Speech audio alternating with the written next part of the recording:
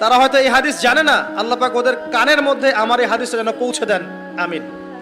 নবী সাল্লাল্লাহু আলাইহি ওয়াসাল্লাম বলেছেন, আমি মেরাজের রাতে যখন গিয়েছি তখন এক শ্রেণীর মানুষকে দেখেছি, ওদেরকে শাস্তি দেয়া হচ্ছে। কি শাস্তি? জাহান্নামীদের রক্ত এবং পুঁজ ওদেরকে খেতে দেয়া হচ্ছে।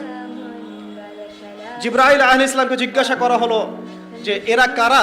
তিনি বললেন, এরা আপনার উম্মতের সেই সব ব্যক্তি যারা মাদকদ্রব্য সেবন করত। আল্লাহ রাব্বুল আলামিন তার হাবিবের মাধ্যমে জানিয়েছেন, যখন কোনো মুসলিম মাদক সেবন করে বা কোনো ব্যক্তি মাদক সেবন করে তখন 40 দিন তার নামাজ কবুল হয় না। এরপর যদি সে তওবা করে তাহলে আল্লাহ পাক তার তওবা কবুল করবেন ইনশাআল্লাহ। যদি সে আবারও মাদক খায় তওবা করার পর, আবার 40 দিন তার নামাজ কবুল হবে না। যদি সে আবার তওবা করে আল্লাহ পাক আবার তাকে মাফ করে দিবেন।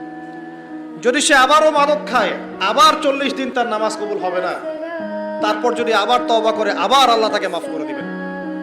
এরপরেও যদি সে আবার মাদক দ্রব্য সেবন করে, নবী সাল্লাল্লাহু আলাইহি ওয়াসাল্লাম বলছেন তাকে আল্লাহ রাব্বুল আলামিন পরকালে মৃত্যুর পরে তিনাতুল খাবাল পান করাবেন। তিনাতুল খাবাল। জিজ্ঞাসা করা হল, ইয়া রাসূলুল্লাহ, তিনাতুল খাবাল কি জিনিস?